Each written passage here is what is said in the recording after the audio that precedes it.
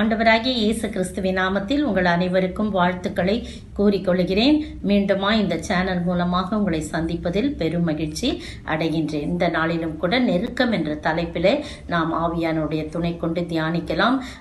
சங்கீத பகுதியிலிருந்து தான் நான் எடுத்திருக்கிறேன். சங்கீதக்காரனாகிய தாவீது எப்படியாய் நெருக்கப்பட்டான், அதிலிருந்து சில காரியங்களும் அதற்கு உதாரணமாக வேதத்திலிருந்து சில விளக்கங்களையும் ஆவியான துணை கொண்டு தியானிக்கலாம். கண்களை மூடி செபிப்போம். நெருக்கத்திலே உம்மை அழைத்தீர், நெருங்கி உதவி எனக்கு அளித்தீர். திசை கெட்டெங்கும் அலைந்திடாமல் தீவிரம் வந்தென்னை தாங்குகின்றீர். திசை கெட்டெங்கும் அலைந்திடாமல் தீவிரம் வந்தென்னை தாங்குகின்றீர். உம் பாதம் பணிந்தே என்னாலும் துதியே, உம்மை அன்றி யாரை பாடுவேன் ஏசையா. உந்த நண்பு உள்ளம் பொங்குதே ஏசையா, உந்த நண்பு உள்ளம் பொங்குதே. ஆமாண்டவரே, நன்றியோடு மெய் ஸ்தோத்திரிக்கிறோம். நீர் பேசுங்க ஆண்டவரே, நாங்க கேட்கிறோம். இயேசுவின் நாமத்தில் ஜெபிக்கிறேன் பிதாவே, ஆமேன். இந்த நாளிலும் கூட முதலாவது தலைப்பு நெருக்கத்திலிருந்து விசாலம். நெருக்கமான ஒரு சூழ்நிலையிலிருந்து விசாலமான ஒரு சூழ்நிலைக்கு வருதலை குறித்து நம்ம பார்ப்போம். சங்கீதம் 4:1 சொல்லப்பட்டிருக்கு, என் நீதியின் தேவனே, நான் கூப்பிடுகையில் எனக்கு செவி கொடும். நெருக்கத்தில் இருந்த எனக்கு விசாலம் உண்டாக்கினீர், எனக்கு இறங்கி என் விண்ணப்பத்தை கேட்டருளும் அப்படின்னு சொல்லி சங்கீதக்காரனாகிய தாவீது சொல்றத பார்க்கிறோம். ஏன்னா அவர் சொல்றாரு, என் நீதியின் தேவனே, நான் கூப்பிடுகையில் எனக்கு செவி கொடும். நெருக்கத்திலே இருந்த எனக்கு விசாலம் உண்டாக்கினி அப்படின்னு சொல்லி சொல்லப்படுது. நெருக்கத்திலே இருந்த எனக்கு விசாலத்தை உண்டாக்கும் உண்டாக்கினீர் அப்படின்னு சொல்லப்பட்டிருக்கு. தாவீது ரொம்ப நெருக்கப்படுறான். சவுலினால, பகைவரனால, சத்துருக்கள்னால ரொம்ப நெருக்கப்படுறான். ஆனாலும் கூட ஆண்டவர் என்ன பண்ணிட்டாரு, விசாலத்துல வைக்கிறாரு, விசாலத்துல கொண்டு வந்து வைக்கிறாருன்னு நம்ம பார்க்கிறோம். பாருங்க, ஆடுகள் பின்னால போய் கொண்டான், காட்டுல போய் ஆடுகளை மேய்த்து கொண்டிருக்கிறான். எவ்வளவு கஷ்டம், வெயிலின் கொடுமை, வியர்வை, சரியான முறையில ரொம்ப சாப்பிட முடியாதாங்க. அந்த உஷ்ணத்துல ஆடுகளை மேய்ச்சிக்கிட்டு இருக்கணும். ரொம்ப கடுமையான வேலை. ஆடுகள் மேய்க்கிறது ஒரு கடுமையான வேலை. அண்ணன்மார்கள்லாம் நல்ல உயர்ந்த பதவியில இருக்கிறாங்க. இவன் 8வது பிள்ளையா இருக்கிறான். சாதாரணமா உலகத்தார் சொல்லுவாங்க, 8வது பிள்ளை எட்டி பார்த்த இடமெல்லாம் குட்டி சுவர் என்று சொல்லி ஒரு பழமொழி சொல்லுவாங்க.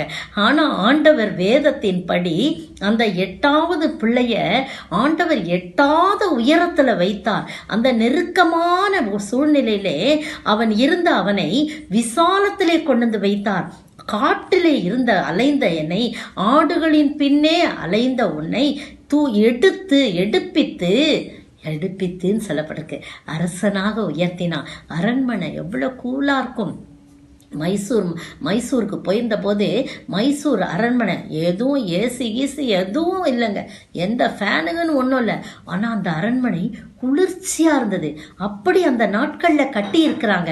அதுதான் நான் யோசித்து பார்த்தேன். அப்படி வெயில்லையும் வியர்வை சிந்தி ரொம்ப கஷ்டப்பட்டு இருந்த அவனை நல்லா கூலான ஒரு அரண்மனையில ஒரு அரசனாக ஆண்டவர் உயர்த்தி வச்சிருக்கிறார். அதுதான் காரணம். என்ன தெரியுமா? 2 சாமுவேல் 22ஆம் அதிகாரம் 19, 20, 21 பாருங்க. என் ஆபத்து நாளில் எனக்கு எதிரிட்டு வந்தார்கள், கர்த்தரே எனக்கு ஆதரவாய் இருந்தார். என் மேல் அவர் பிரியமாய் இருந்தபடியால் விசாலமான இடத்திலே என்னை கொண்டு வந்து என்னை தப்புவித்தார். எவ்வளவு உண்மை பாருங்க. ஒரு மனிதன் நெருக்கமான ஒரு சூழ்நிலையிலிருந்து ஒரு விசாலமான ஒரு சூழ்நிலைக்கு வர வேண்டும் என்றால் அவன் கர்த்தருக்கு பிரியமாய் காணப்பட வேண்டும். கர்த்தருக்கு அவன் பிரியமாய் இருந்தான். பாருங்க, சவுலை தள்ளின உடனே சாமுவேல் ரொம்ப துக்கமா இருக்கிறாரு. எவ்வளவு நாள் நான் தள்ளின சவுலை குறித்து நீ துக்கமா இருக்க? அவனிலும் உத்தமனான, அவனுடைய சிநேகிதனான ஒருவரை நான் நியமிச்சிருக்கிறேன், ராஜாவாக நியமிச்சிருக்கேன்னு சொல்றாங்க. அப்ப உத்தமனுமாய் இருக்கிறான், பிரியமானவனாய் இருக்கிறான். அது மட்டும் இல்ல பாருங்க, கர்த்தர் என் நீதிக்கு, அடுத்த வசனம், கர்த்தர் என் நீதிக்கு தக்கதாக எனக்கு பதிலளித்தார், என் கைகளின் சுத்தத்திற்கு தக்கதாக எனக்கு சரி கட்டினான். அப்போ கைகள்ல அவனுக்கு சுத்தம் இருந்தது. லஞ்சம், ஊழல் அந்த மாதிரிலாம் இல்லை, அந்த மாதிரி எதுவுமே இல்லை. கைகளில் சுத்தம் இருந்துச்சு.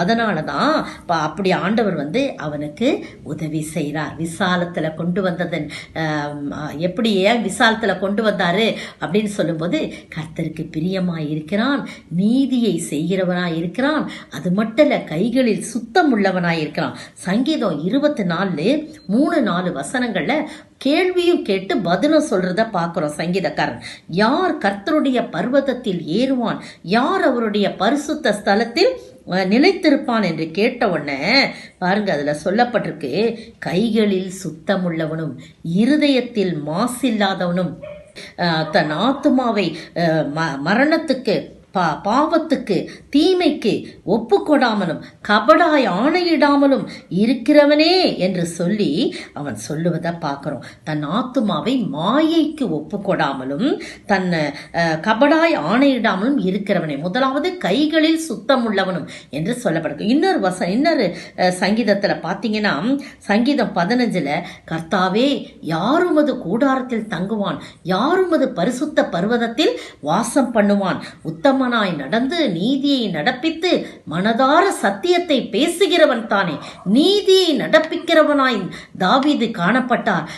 கைகளில் சுத்தம் உள்ளவனாய் தான், கர்த்தருக்கு பிரியமானவன். அவர் பிரியமானவராய் இருந்தபடினாலே விசாலத்திலே என்னை வைத்தார் என்று சொல்லி சங்கீதக்காரனாகிய தாவீது சொல்றார். 2 சாமுவேல் 22, 19, 20, 21 சொல்லப்பட்ட அதே பகுதி சங்கீதம் 18, 19, 20 சேம் அந்த ஒரே வசனம் தான் அந்த சாமுவேல் 2 சாமுவேல்ல சொல்லப்பட்டது, சங்கீதம் 18 சொல்லப்பட்டிருக்கு. வாசித்து நீங்க நிதானமா பாருங்க. அப்போ ஆண்டவருடைய சமூகத்துல நம்ம நெருக்கமான ஒரு சூழ்நிலையிலிருந்து விசாலமான ஒரு இடத்துக்கு வரும்போது, அது இடம் மட்டும் இல்லைங்க, இடம் மட்டும் இல்லை, சூழ்நிலை, வேதனையான சூழ்நிலை, கண்ணீரின் பள்ளத்தாக்குகள், இன்னும் என்னென்ன பிரச்சனைகள் இருக்குதோ அதெல்லாம் ஒரு நெருக்கம் தானே. அந்த மாதிரி நெருக்கமான ஒரு சூழ்நிலை, ஒருவேளை வீடு நெருக்கமா இருந்திருக்கலாம், அல்லது நம்முடைய பண கஷ்டம், பணத்தினால பண நெருக்கடி இருந்திருக்கலாம், ஏதோ ஒரு காரியம், அதிலிருந்து விசாலத்துல நம்மளை கொண்டு போய் வைக்கணும் அப்படின்னு சொன்னா கர்த்தருக்கு பிரியமா இருக்கணும். கைகளில் சுத்தம் காணப்பட வேண்டும், நீதியை நடப்பிக்கணும். அப்படி செய்யும் போது கட்டாயம் கர்த்தர் நம்மை நெருக்கத்துல இருந்த நம்மை விசாலத்துல வைப்பார். ஒரு பாடலை கூட பாடலாம். நெருக்கத்திலே இருந்த என்னை விசாலத்தில் வைத்தீரே, விசாலத்தில் வைத்தீரே, சேற்றிலிருந்து தூக்கி என்னை கண்மலை மேல் நிறுத்தினீரே, கண்மலை மேல் நிறுத்தினீரே. அற்புதரே, அதிசயமே, ஆனந்தமே, பரம ஆனந்தமே. அற்புதரே, அதிசயமே, ஆனந்தமே, பரம ஆனந்தமே. மகிழ்ச்சியோடு துதிக்கிறேன், மனம் மகிழ்ந்து துதிக்கிறேன், மன்னவனே இயேசு ராஜா, எங்கள் மனதில் பூத்து மனம் வீசும் ரோஜா, இயேசு ராஜா, சாரோன் ரோஜா.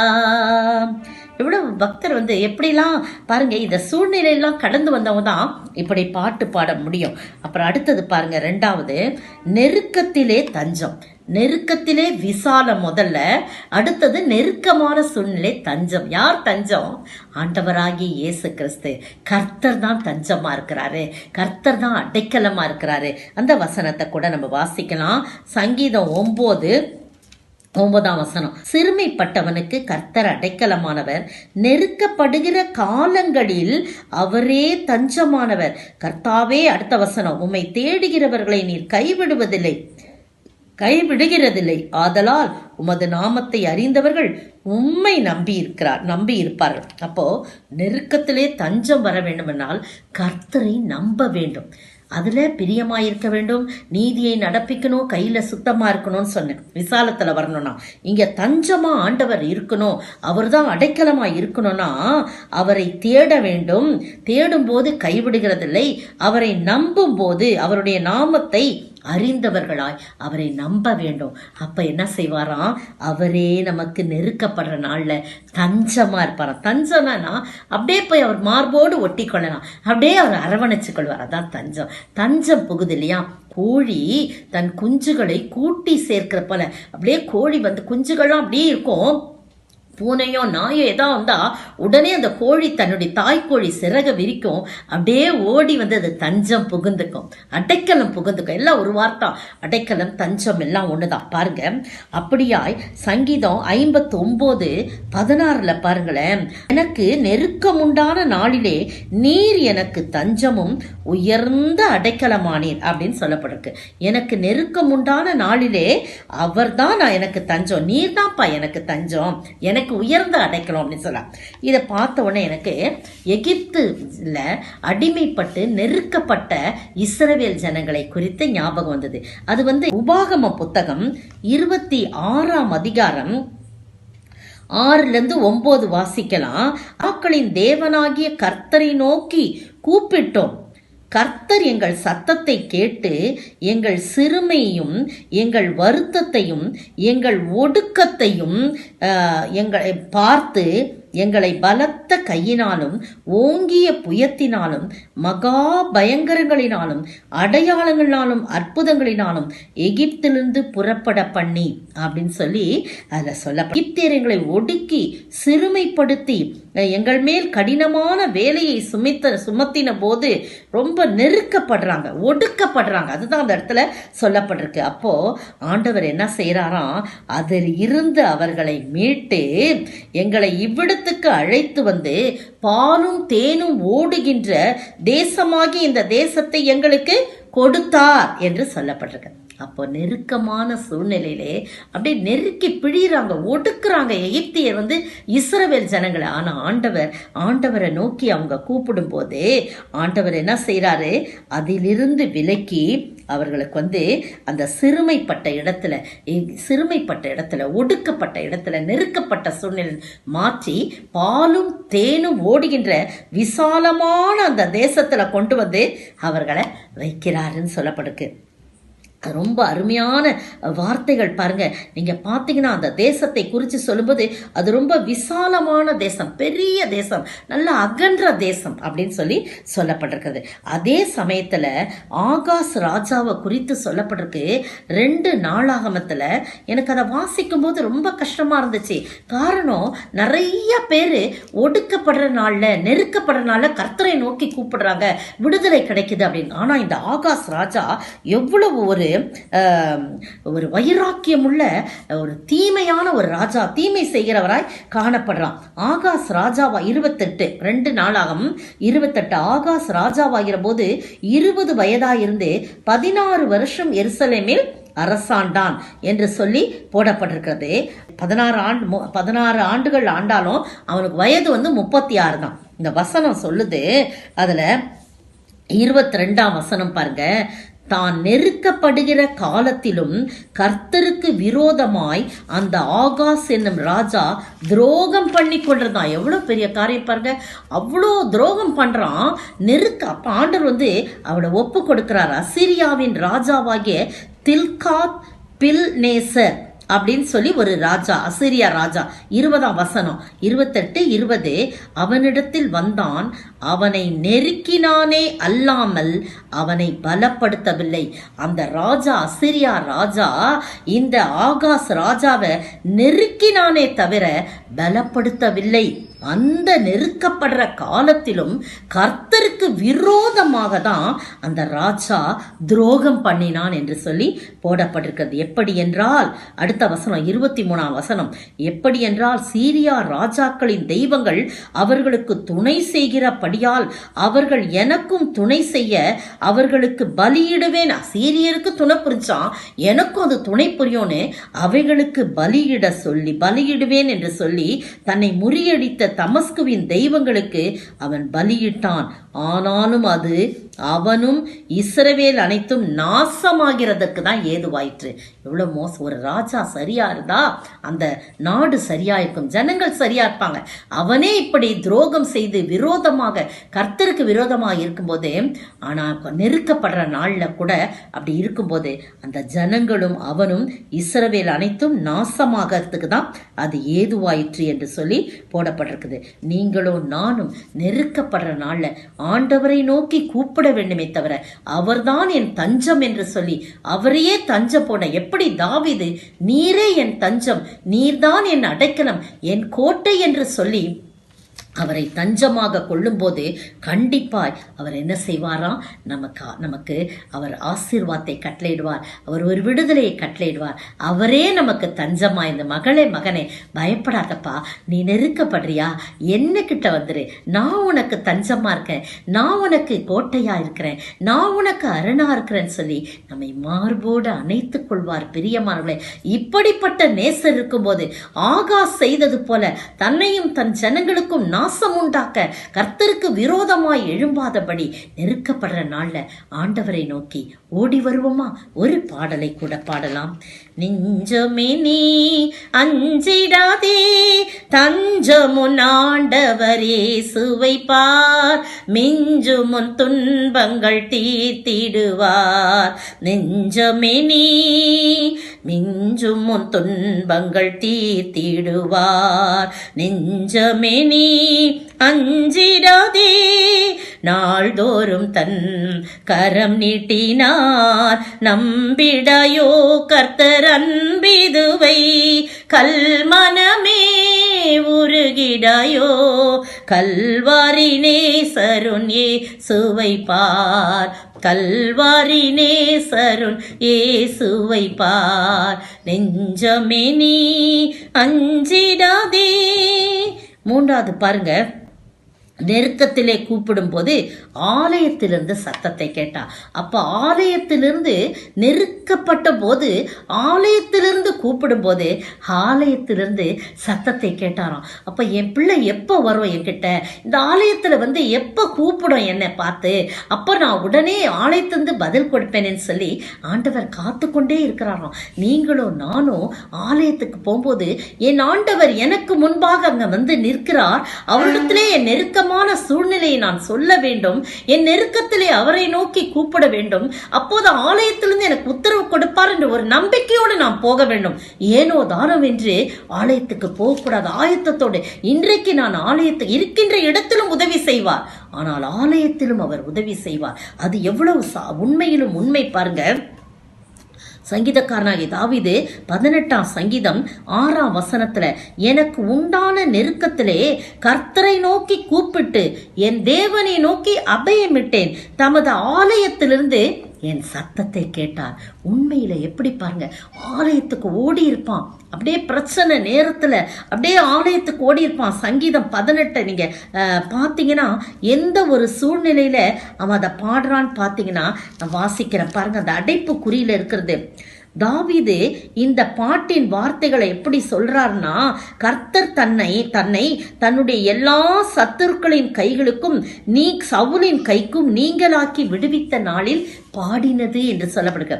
அப்போ விடுவித்த நாள்ல எங்க போய் விடுதலை பெறானா, அந்த ஆலயத்துல ஓடி போய் அவன் என்ன செஞ்சிருப்பான், அவன் ஆண்டவரை நோக்கி கூப்பிட்டிருப்பான். கர்த்தர் என் சத்தத்தை கேட்டார், ஆலயத்திலிருந்து என் சத்தத்தை கேட்டார், நான் அபயமிட்டேன் என்று சொல்றாரு. கூப்பிட வேண்டும், அவருடைய சந்நிதியில் போய் அவரை கூப்பிட வேண்டும். அது மாத்திரம் இல்ல, சங்கீதம் 142 2ஆம் வசனம் பாருங்க. சங்கீதத்துல இருந்து தான் நான் எடுத்திருக்கேன், எடுத்துக்காட்டு வசனம் மட்டும் அப்புறம் நம்ம பார்க்கலாம். சங்கீதம் 142 2ஆம் வசனத்துல, முன்பாக என் சஞ்சலத்தை ஊற்றுகிறேன், அவருக்கு முன்பாக என் நெருக்கத்தை அறிக்கையிடுகிறேன் என்று சொல்லி சங்கீதம் 142 2ல சொல்லப்பட்டிருக்கிறது. அப்ப என்ன அது அப்படின்னு சொல்லும் போது, அப்படியே சஞ்சலத்தை போய் ஊத்துறாராம். எங்க ஆலயத்துல போய் ஊற்றாராம். அவருக்கு முன்பாக என் சஞ்சலத்தை ஊற்றுகிறேன், அவருக்கு முன்பாக என் நெருக்கத்தை அறிக்கையிடுகிறேன். என்னுடைய காரியம் நெருக்கமான சூழ்நிலையெல்லாம் நான் என்ன செய்யறேன், அறிக்கையிடுகிறேன் அப்படின்னு சொல்லி சொல்றத நம்ம பார்க்கிறோம். இன்னொரு இடத்துல பார்த்தீங்கன்னா, அந்த இடத்துல பார்த்தீங்கன்னா, என் கூப்பிடுதலை அவர் சந்நிதியில் போய் அவர் செவிகளில் ஏறிற்று என்று சொல்லி சொல்லப்பட்டிருக்கு. அது என்ன அப்படின் போது, அது கெபியில் இருக்கையில் அப்படின்னு சொல்லப்படப்படுது. அவர் கெபியில் இருக்கையில் என் கூப்பிடுதல் அவருடைய சந்நிதியில் போய் எட்டியது என்று சொல்லி சொல்லப்பட்டிருக்கு. இன்னும் எத்தனையோ உதாரணங்களை சொல்லிக்கொண்டே போகலாம். இந்த 18:6 சங்கீதம் அதே 2 சாமுவேல் 22:7 காணப்படுகிறது. இந்த அருமையான வேளையிலே நீங்களும் நானும் ஆண்டவருடைய சன்னிதானத்துல போய் இருக்கும்போது அது மகிழ்ச்சியை கொடுக்கிறது. அது உண்மையாகவே நமக்கு ஒரு ஆறுதலை கொடுக்கிறது. அவர் நம்முடைய சத்தத்தை கேட்டு ஒரு விடுதலை வாழ்வை தருகிறது. எனக்கு 1 சாமுவேல் 1 ஞாபகம், 9 11 பாருங்க.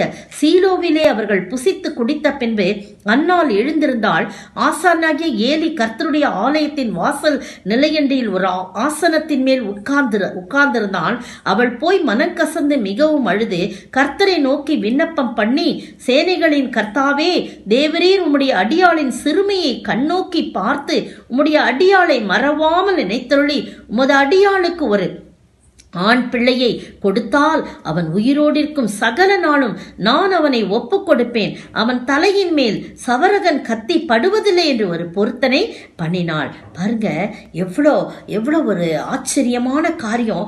அவ்வளோ வருஷம் அவ ஆலயத்துல போய் முறையிடல, வீட்லயே உட்கார்ந்து அழுதுகிட்டு இருந்தா, சாப்பிடாம இருந்தா. அவள் கர்த்தருடைய ஆலயத்துக்கு போகும் சமயத்தில் அவன் வருஷந்தோறும் அந்த பிரகாரமாய் செய்வானா. என்ன செய்வான் சொன்னா, அந்த சக்களத்தை அவளை துன்பப்படுத்துவாளாம், அவளை மனமடிவா பேசுவானாம். அப்படி இருக்கும்போது அவள் அழுது கொண்டே இருப்பான், இவன் தேற்றுவானாம். ஆனா போய் ஆலயத்துல போய் அவன் அழுது தன்னுடைய இருதயத்தை ஊற்றவில்லை. இது வரைக்கும் ஊற்றல. அப்பதான் யோசித்து பார்த்தா, புருஷன் தேற்றான், அண்ணாலே ஏன் அழுகிறா, ஏன் சஞ்சலப்படுறான்னு. ஆனா அதெல்லாம் அவளுக்கு இல்லை. கண்டிப்பா நான் ஆலயத்துல போய் என் இருதயத்தை ஊற்றுவேன். ஏலி, ஆசானாக ஏலி அதை புரிந்து கொள்ளவில்லை. அவள் குடித்து வெறித்திருக்கிறான்னு நினைத்தான். ஆனா இவ சொல்றா, உடைய அடியாளாகிய நான் குடித்து வெறிக்கவில்லை, என் இருதயத்தை ஆண்டவருடைய சமூகத்திலே என் சஞ்சலத்தை ஊற்றி விட்டேன், என் நெருக்கத்தை அவரிடத்திலே சொன்னேன் என்று சொல்லி அவள் சொல்லுவதை பார்க்கிறோம். அழுது கண்ணீர் வடிக்கின்றாள். என்ன நடந்தது? அதற்கு பிறகு அவள் துக்கமுகமாய் இருக்கவில்லை. அன்னாளை எல்கானா அறிந்தான். அவள் கர்ப்பவதியானாள். அவள் சொன்னது போலே ஒரு ஆண் குழந்தை கேட்டாள். ஆண் குழந்தை பிறந்தது. அந்த சம்பவம் எல்லாம் நமக்கு தெரியும். நீங்களும் நானும் ஆலயத்திலே போய் நம் இருதயத்தை கொட்ட வேண்டும். இருதயத்தில் உள்ள காரியங்கள் நான் கொட்ட வேண்டும்.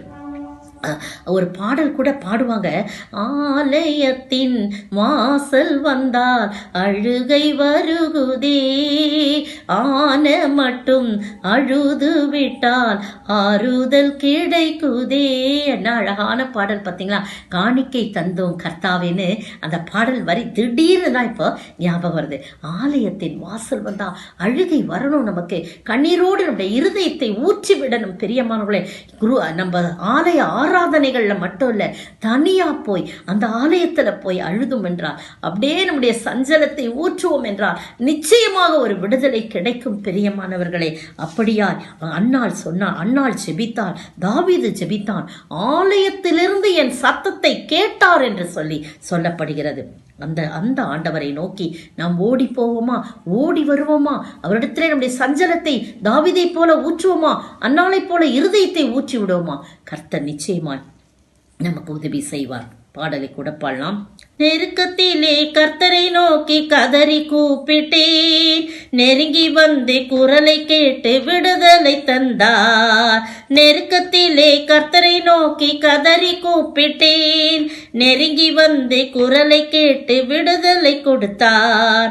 கர்த்தரையே துதிப்பேன், காலமெல்லாம் துதிப்பேன், வல்லவர் நல்லவர் கிருபை உள்ளவர் என்றே பாடுவேன், வல்லவர் நல்லவர் கிருபை உள்ளவர் என்றே பாடுவேன். கடைசியாக நெருக்கத்திலே தேவனை பாடி கூப்பிடும் போது, பாடி துதிக்கும் போது, பாடி ஜெபிக்கும் போது தப்புவிப்பார்.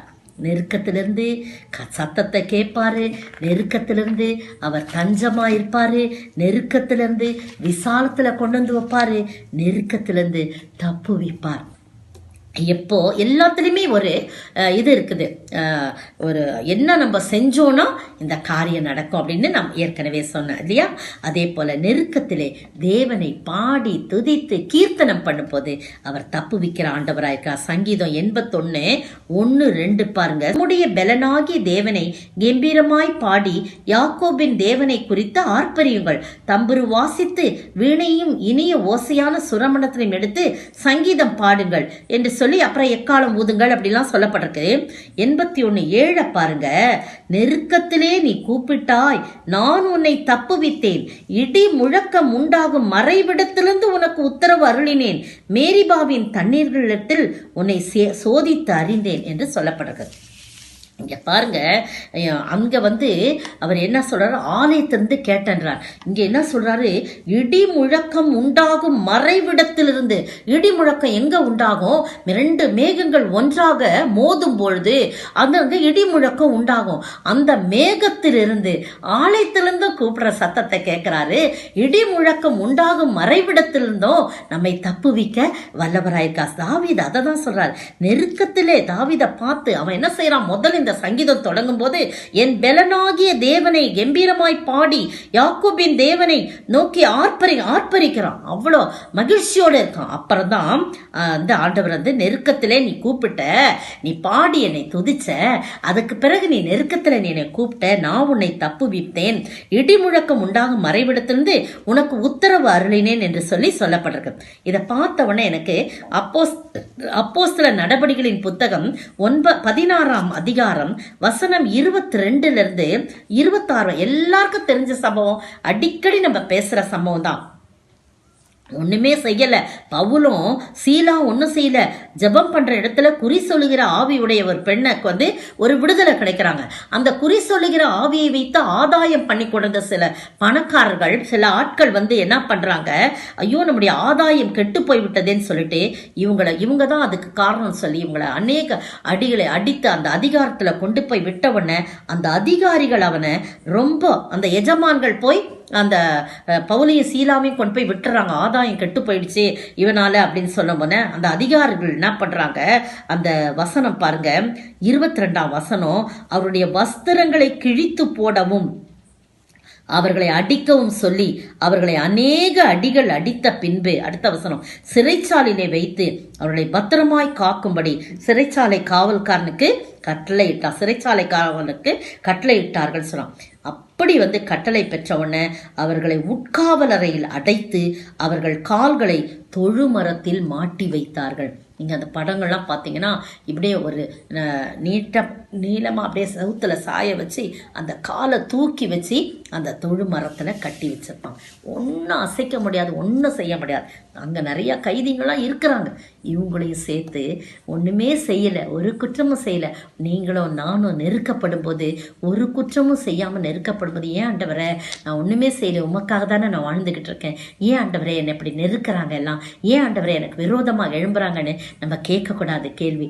எல்லாமே நல்லதான். அதுக்கு பதிலாக பரவாயில்ல, நெருக்கிறாங்களா நெருக்கட்டும், உடைக்கிறாங்களா உள்ளத்துல உடைக்கட்டும், உங்களுக்கு விரோதமா பேசுறாங்களா பேசட்டும், எல்லாம் நன்மைக்கு தான். அப்படியே நம்ம மேல அந்த ஆசீர்வாதம் அவங்க பேசும்போது நெருக்கும் யாரா இருந்தாலும் பரவாயில்ல. பிரியமானவனே, உங்களுக்கும் எனக்கும் ஆண்டவருக்கும் உள்ள உறவு சரியாக இருக்கும் என்றார். நெருக்கப்படுற நாள்ல சஞ்சலப்பட வேணாம். இந்த பவுலும் சீலாவும் என்ன செஞ்சாங்க பாருங்க. அந்த வேதனையான நேரத்துல அடி ஒத்த சாஸ்திரம்லாம் கிழிக்கப்பட்டு ரத்தம் அடிச்சு நொறுக்கி கொண்டு வந்து மாட்டி வைக்கிறாங்க. கை கால் அசைக்கணும். சாப்பிடறதுக்கு ஏதாவது கொடுத்தாங்களா, தண்ணி கொடுத்தாங்களா, ஒண்ணுமே தெரியல. ஆனா அந்த ராத்திரி வேளையிலே பவுலும் சீலாவும் 25ஆம் வசனம் ஜெபம் பண்ணி தேவனை துதித்து பாடினார்கள். எப்படிங்க முடியும்? அதான் காவலில் வைக்கப்பட்டவர்கள் அதை கேட்டு கொண்டார்கள். என்ன நடந்தது? சடுதியிலேனா திடீரென்று அவங்க பாடி துதிச்சுக்கிட்டு இருக்கும்போது திடீரென்று ராத்திரி வேளையில சிறைச்சாலையின் அஸ்திபாரங்கள் அசையும்படியாக பூமி மிகவும் அதிர்ந்தது. உடனே கதவுகள்லாம் திறந்து கொண்டது. அவர்களுடைய கட்டுகளும் கழன்று போயிற்று. அதோட போதும். இந்த சம்பவம் நமக்கு தெரியும். அப்புறம் சிறைச்சாலை காவலாளி வரான், அவன் ரட்சிக்கப்படுறான், அதெல்லாம் வேண்டாம் நமக்கு. இந்த அருமையான வேளையிலே நீங்களும் நானும் நெருக்கத்தின் மத்தியில் குரல் எழுப்ப வேண்டும். நெருக்கத்தின் மத்தியில் குரல் எழுப்பும் போது ஆண்டவர் என்ன செய்வார்? துதிச்சு பாடணும். நெருக்கத்தின் மத்தியில அவரை துதிக்க வேண்டும், அவரை போற்ற வேண்டும், அவரை பாட வேண்டும். சங்கீதக்காரனாகிய தாவீது அதை செய்தார். நீங்களும் நானும் அப்படி செய்யும் போது கட்டாயம் சங்கிலிகள் கழன்று போகும், கட்டுகள் எல்லாம் கழலும், சங்கிலிகள்லாம் தெரிப்புண்டு போகும், சிறைச்சாலை எல்லாம் அடைப்பட்ட கதவுகள்லாம் திறக்கும். இந்த நாளிலே கேட்டுக்கொண்டிருக்கிற உங்களுடைய வாழ்க்கையிலும் என்னுடைய வாழ்க்கையிலும் சொல்லுகின்ற என்னுடைய வாழ்க்கையிலும் எந்தெந்த கதவுகள் அடைப்பட்டிருக்குதோ அந்த கதவுகள்லாம் திறக்கும். கட்டுகளினாலே கட்டப்பட்டிருக்கலாம், அந்த கட்டுகள்லாம் தானாய் கழன்று போகும். சங்கிலிகளாலே உறுதியாய் கட்டப்பட்டிருக்குமா, அந்த சங்கிலிகள்லாம் தெரிப்புண்டு போகும். பிரியமானவர்களே, அந்த நெருக்கமான சூழ்நிலை என்ன ஆண்டவரே இப்படி செஞ்சிட்டீங்களே அப்படின்னு ஒரு வார்த்தை கேட்காதபடி சாட்சியாய் அந்த இடத்திலே ஜெபம் பண்ணி துதித்து பாடினார்கள். பிரியமானவர்களே, எனவேதான் அந்த அற்புதம் நடந்தது. நீங்களும் நானும் நெருக்கத்தின் நேரத்தில் சொன்னது போல 4 காரியங்களை சொன்னோம். கர்த்தருக்கு பிரியமாய் நடந்து நீதியை நடப்பித்து கைகளிலே சுத்தமுள்ளவர்களாய் காணப்பட வேண்டும். தஞ்சமாய் அவர் இருக்க வேண்டும் என்று சொன்னால் அவரை நோக்கி நாம் கூப்பிட வேண்டும். நெருக்கம் உண்டான நேரத்தில் நீர்தான் ஆண்டவரே என்று சொல்லி அவரையே முழுமையாய் நாம் நம்ப வேண்டும். அடுத்தது நெருக்கத்தின் நேரத்தில் ஆலயத்திலே ஓடி அந்த ஆலயத்திலே போய் அவரை நோக்கி கூப்பிட்டு இருதயத்தை அப்படியே ஊற்றி விட வேண்டும், சஞ்சலத்தை ஊற்றி விட வேண்டும். அப்பொழுது நிச்சயமாய் நமக்கு பதில் கிடைக்கும். கடைசியாய் தேவனை துதித்து நெருக்கத்தின் சூழ்நிலையிலே பாடும் பொழுது, குரல் எழுப்பி பாடும்போது கண்டிப்பாய் ஒரு விடுதலை கிடைக்கும். ஒரு பாடலோடு முடிப்போம், ஜபிப்போம். மரணத்தின் கட்டுகள் சூழ்ந்த போதும், துர்ச்சன பிரவாகம் புரண்ட போதும், நெருக்கத்தின் மத்தியில் குரல் எழுப்ப, நெருக்கத்தின் மத்தியில் குரல் எழுப்ப உருக்கமாய் வந்து உதவி செய்தார், உருக்கமாய் வந்து உதவி செய்தார்.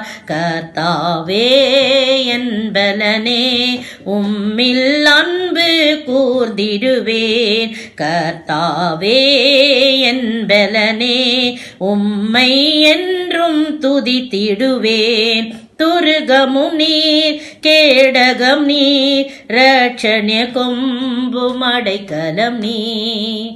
ஸ்தோத்திரிக்கிற ஆண்டவரே, துதிக்கிற ராஜா, எத்தனை நல்லவர் ஆண்டவரே. நெருக்கமான சூழ்நிலையில விசாலத்துல கொண்டு போய் வச்சீங்களே ஆண்டவரே. தாவீதை ஆண்டவரே விசாலமாய் கொண்டு போய் வச்சீங்களே ஆண்டவரே. எவ்வளவு நல்ல தேவன் ஆண்டவரே. தாவீது உமக்கு பிரியமாய் நடந்தது போல நாங்கள் உமக்கு பிரியமாய் நடக்க உதவி செய்வீராக. அப்பா ஸ்தோத்திர ஆண்டவரே. நெருக்கத்திலே தஞ்சமானீரே ஆண்டவரே. எகிப்திலே அடிமைப்பட்டிருந்த நெருக்கப்பட்ட ஒடுக்கப்பட்ட சூழ்நிலை இருந்த இஸ்ரவேல் ஜனங்களுக்கு நீர் தஞ்சமா நீர் ஆண்டவரே. நீரே கோட்டையா, நீ நன்றி செலுத்துகிறோம் ஆண்டவரே. தகப்பனே, நெருக்கத்திலே கூப்பிடும் பொழுதே ஆலயத்திலிருந்து உம்முடைய அவர்களுடைய சத்தத்தை கேட்டீர். தாவீதுக்கு சத்தத்தை கேட்டு அவருக்கு விடுதலை கொடுத்தீர். அன்னாளுடைய சத்தத்தை கேட்டு விடுதலை கொடுத்தீர் ஆண்டவரே. அப்பா, நெருக்கமான சூழ்நிலையிலே உம்மை துதிக்கும் போது கட்டுகள் கழன்றது, கதவுகள் திறவுண்டது, சங்கிலிகள் தெரிப்பட்டதே ஆண்டவரே.